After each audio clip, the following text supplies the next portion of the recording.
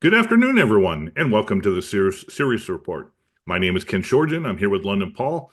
And Paul, it's kind of interesting because the alleged game changers of the use of short to medium range missiles, attack missiles, has really gotten a lot of convoluted information on both sides.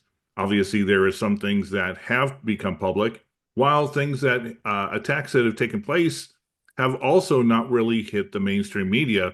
So I think it was really something important that we take a look at what the ATACMS, Storm Shadows, and the whole philosophy behind this is, what has actually been fired off, what is intended, and what the ramifications of that. Paul, I want to thank you as always for being a part of this discussion. And let's talk some ATACMS. Yeah, well, obviously, thanks for joining as well, Ken. It's always good when we get together. Now, I think the first point with the ATACMS is they're effectively old technology. I'm sure some people know this, maybe a lot of people know this. And one of the things that's been a huge problem is the financial implications, because the United States wanted to upgrade to a newer missile system. Now, there was data produced by the US Department of Defense that's basically stated quite a few of these ATACMS in the US inventory had expired, meaning the end of their shelf life back in 2015.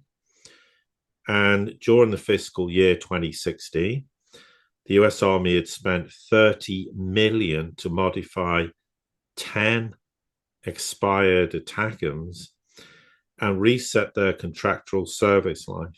Now, here's the why this is interesting, because not only did it cost them $30 million to basically repair 10, so $3 million each, the ATACMS have a 10-year service life. So the 10 missiles modified in 2015 and probably even more are expected and will expire again in 2025. Now, is that why, given it's now December, nearly December 2024, why the Ukrainians are firing these things off all over the place? Because they're going to expire in 2025 and they'll be useless. And while there was claims regarding 10 of these, does it relate to 100 of them? 200 of them, whatever it is, because there isn't many of these left. There's also claims that Ukraine's probably only got about 60 of them, maybe 50 or 60. Basically, the US is running bare with these. Because it is aging technology, and chances are a lot of them going back pre-2015 may have all been scrapped. And therefore, they're running low on them. But more importantly, they're going to reach the end of their expected shelf life. The other question could be, are the ones out there that basically are duds and don't work particularly well anyway? I don't know whether that's true. But I think it's an interesting starting point, because as much as the West likes to portray these as being game changers, we know they're anything but that, and they're also old technology in the process. Well, exactly. And I think adding on to that, it's likely that Zelensky is going to want to use as many as he has capable or possible. Obviously, the UK and the Storm Shadow is a different thing, but anything that the US has provided and promises made, there's only a few months before Trump takes over the White House, and at least from on the surface, his intention is to probably complete and end this conflict as much as the U.S. can feasibly do in negotiations, ceasefire, etc., as quickly as possible, because Trump has bigger fish to fry. He's never been really focused on Russia. He doesn't have good thoughts and ideas in regards to NATO. And when it comes to Ukraine, well, in all honesty, it's been a sour taste in his mouth, because the moment he started delving into Ukraine, that's when the impeachments and all this other stuff started happening. So I don't think he really wants to focus on it and start adding more fuel to the fire, especially when he gets the revelation that Russia is pretty, close to the end here, getting all they want, and the more that they push, the more that they're going to lose. Yeah, I mean that's a subject we'll discuss in more detail, well, quite a bit of detail in a subsequent podcast. So another point that's worth making is this whole issue of Storm Shadow missile deliveries from the United Kingdom. There's been a lot of stories in the media suggesting that Ukraine was going to be given nuclear weapons. Well, and that turns out to be nonsense, unsurprisingly. And we'll talk about the deployment of forces. Again, there's been statements about the UK going to deploy NATO forces as part, UK being part of NATO, and the UK has come out and said, no, it's not. And that's not happening. And this has all happened before, and you wonder where half of these stories originate. But with respect to Storm Shadow missiles, there is now clear evidence that deliveries were made, obviously, as we know, before the US and the UK allowed Kiev to strike deeper, in inverted commas, into Russia. And Britain apparently has recently given them dozens of additional Storm Shadow missiles. Now, the UK has about 800 in total. They're certainly not going to give them all of them. They may give them 10, 15% of them, maybe 100, 120. Now, of course, they've been giving them basically for 2+ years. So how many they've actually got left is probably debatable. So this is probably replenishing the stocks because they didn't have any left at all. Now, of course, the deliveries were not made public, and I'm not surprised by that, because the argument from the West is, this is a matter for operational security, so therefore you wouldn't disclose those matters. But what's very clear is that this was completed, as I say, before this recent approval, and it's still not entirely clear who's approved what, but Kiev certainly been striking deeper into Russia, and we'll come on to more of those discussions maybe today or in another podcast. But what seems very clear on that basis, somebody in the United Kingdom got the idea, well, there's going to be an approval somehow, despite 2+ years of never allowing them to strike Russian targets. Inside Russia, something's changed. And all of a sudden, Britain clearly got wind of the fact that something was going to change. And because why is it a coincidence that they sent dozens of these missiles prior to this announcement, or in inverted commas, being made? Because again, it's pretty muted. It's not really very clear who said what about it. But I mean, no doubt about it, London's provided Ukraine a totally unspecified number of these Storm Shadow missiles, as I say, for 2.5 years.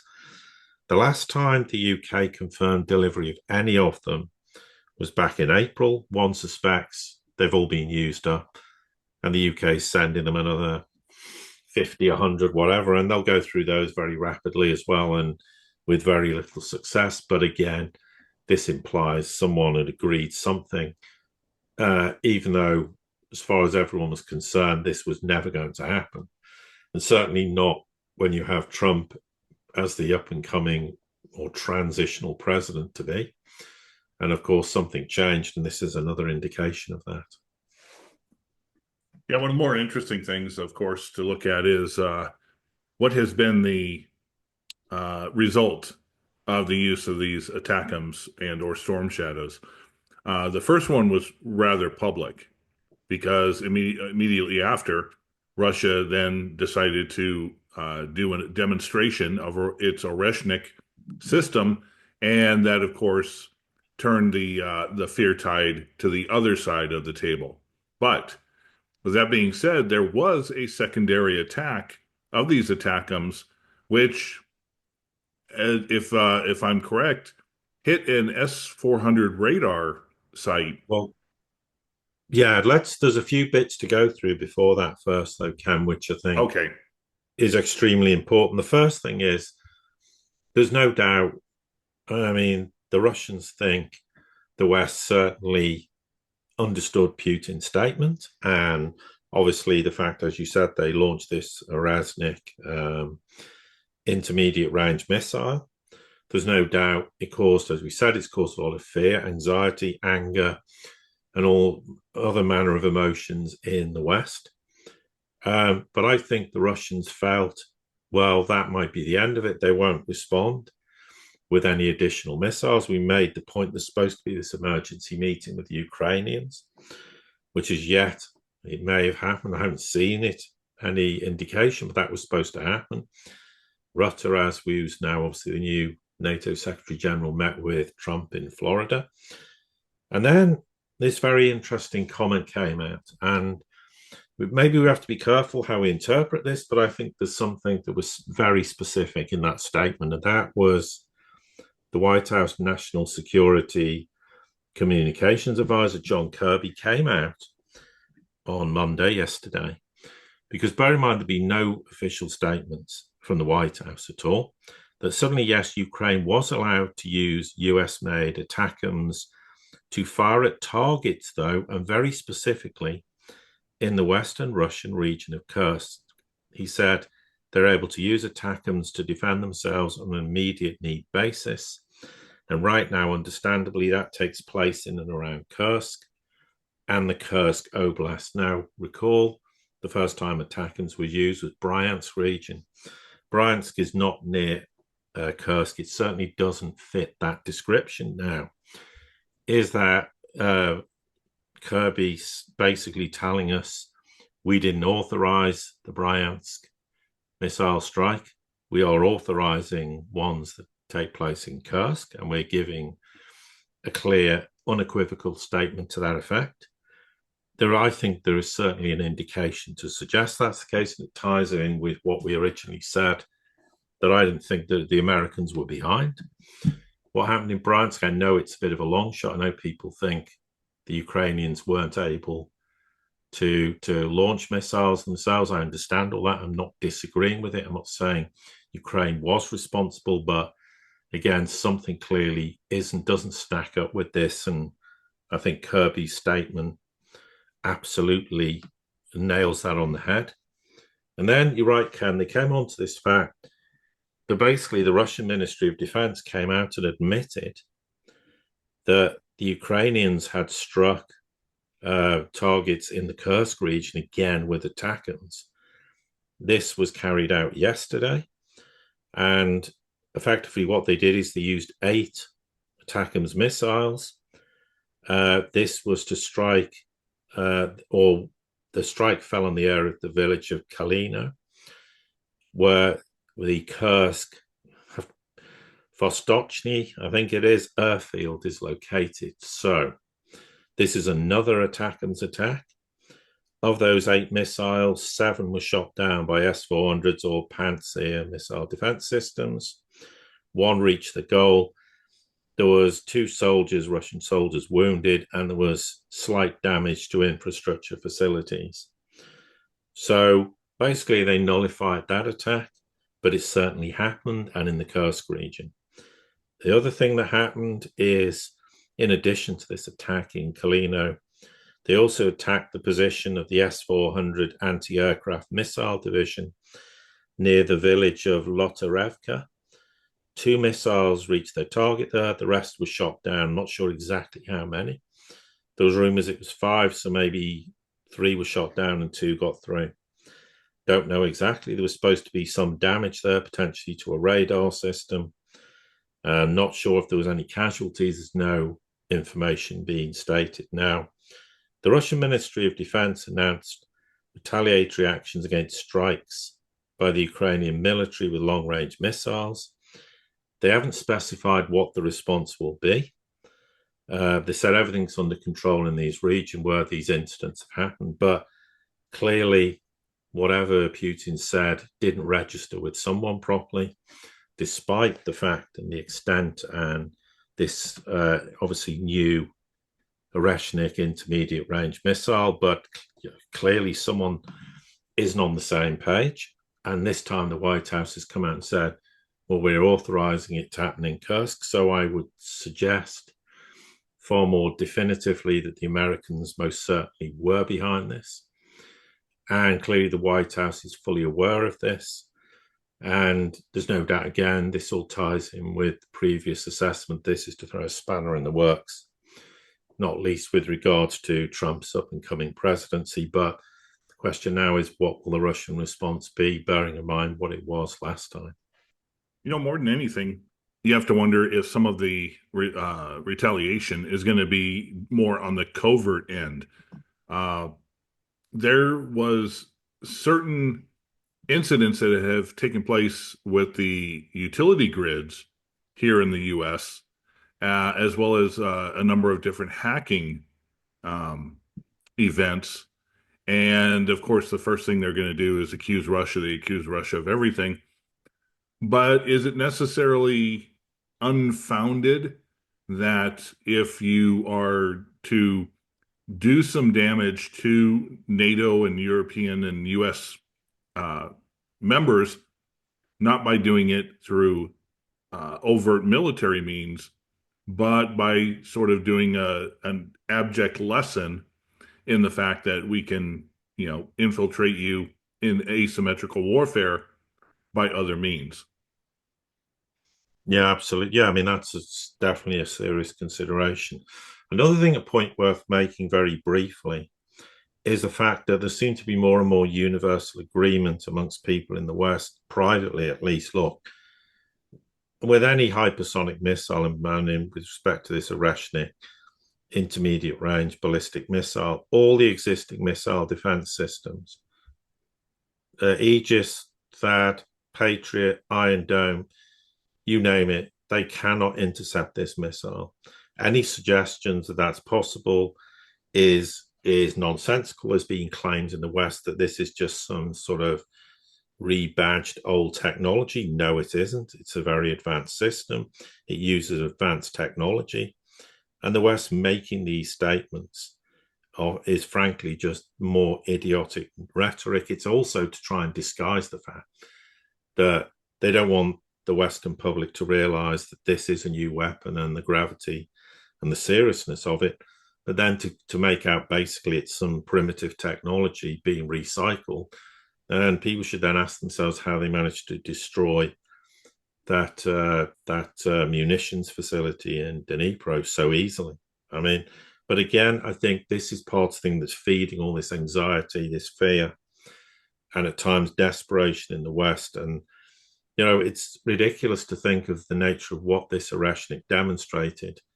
And the response to that is, let's just do more of the same and start striking targets inside Kursk itself. I mean, it's desperation, but it's idiotic desperation. Instead of accepting the fact that the Ukraine war's over, to all intents and purposes, it will carry on for as long as it's going to carry on, and it might last a lot longer than people realize. But in reality, it's over. But stop, digging holes for ourselves in the West and making things abundantly more difficult, both in terms of what it does for the Ukrainian people, the Ukrainian army, and more importantly, the outcome of what will happen to the nation state of Ukraine itself. On a quick flip side, you got to take a look at the morale and the political uh, consequences of it. We see that in at the UK, the people are out there signing survey to get rid of the current government. Latest surveys in the United States, 57 to 58% of American citizens want this war and this conflict to be done. We don't want to be there. You can only, you can have an arrogance at the governmental level that you can do whatever you want, contrary to what the people support. But the reality is that only goes so far, and we're seeing this in the fact that U.S. and I think the same with the UK and probably in portions of Europe, they're not getting the recruiting for the military as they did in the past. The desire for the ability to keep up technologically, because I think it was Peskov even said, "Hey, after the Oreshnik was fired, we've got a lot of other new things they've never seen." And if that reality is hitting some of those in the Pentagon or Whitehall or wherever, Everything that they throw at this is going to be absolute junk. And as we're going to talk about in another podcast, Russia just keeps plugging away while Ukraine and NATO and their NATO allies are bogged down over trying to deal with Kursk. They're losing much more and more of their country and coming up on the doorstep of Kiev.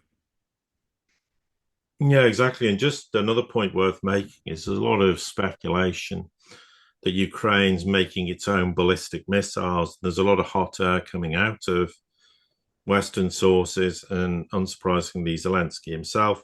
The basic bottom line is any missile program they have prior to the war was going nowhere fast. I don't see why it would be going anywhere quicker when they're fighting a war itself.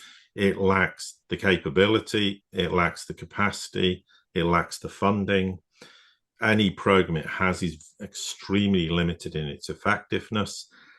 And Kiev's always going to be dependent on the West for most types of weapons, and certainly for the duration of the war and well into the future. And that kind of ties in with the fact that Russia says it wants Ukraine to be demilitarized. That means the West won't be shipping any weapons to them in the future.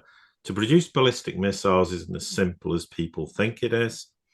I mean, and the problem is if you don't have the financing, and also they're expensive to produce. The materials used to withstand very high temperatures are required because of the re-entry into the Earth's atmosphere.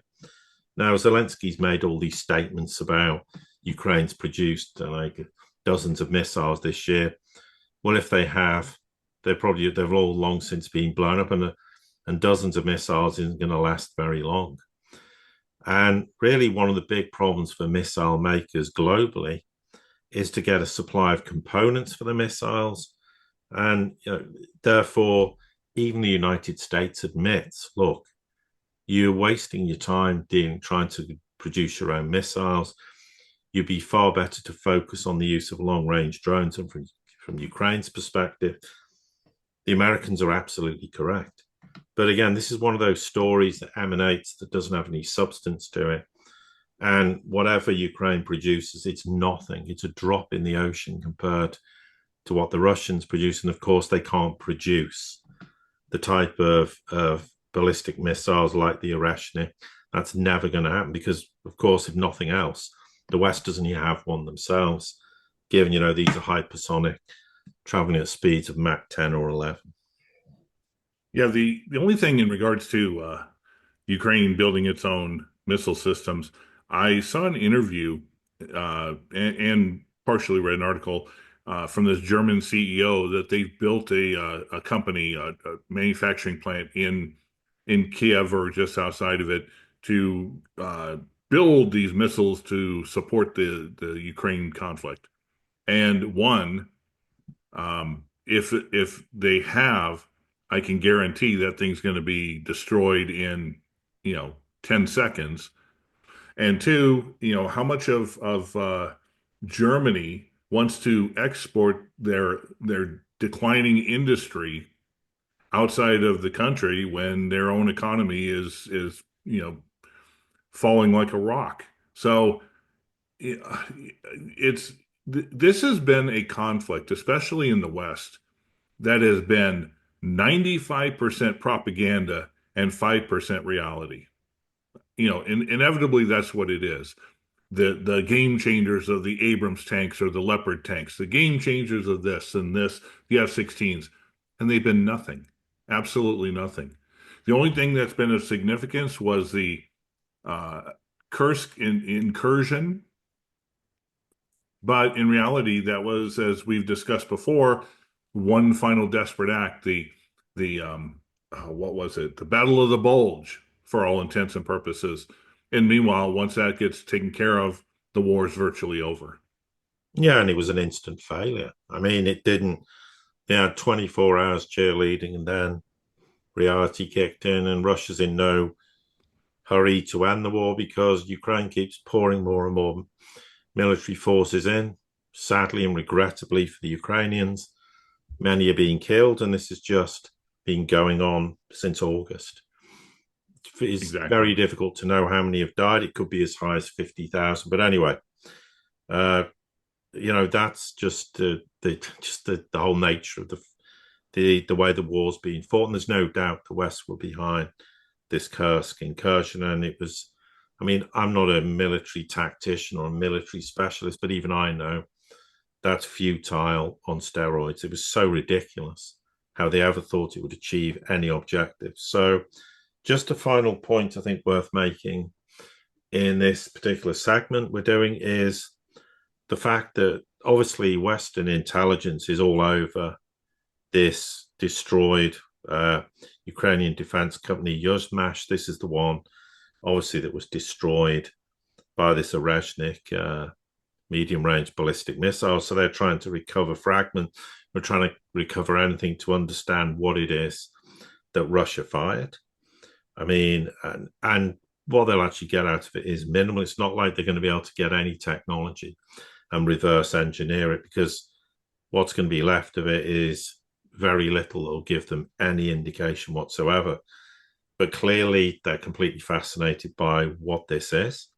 So it'll be technical intelligence, scientific agencies trying to get fragments of what this missile is and see if they can work out exactly what the Russians fired. So bearing in mind, this is another point worth making. There's a lot of people making statements that they know what is what was contained in this missile, this Orezhnik, and in a very crude sense, that's possible to know, but technologically, at this point, no one is aware whatsoever except those in Russia, and that be a matter of national security.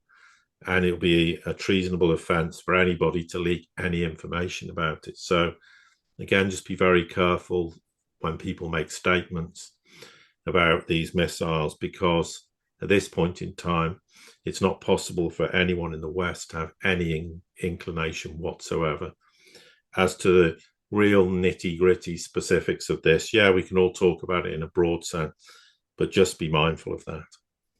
Exactly. Well, Paul, I think we covered quite a bit. Paul, I want to thank you as always for being a part of this discussion.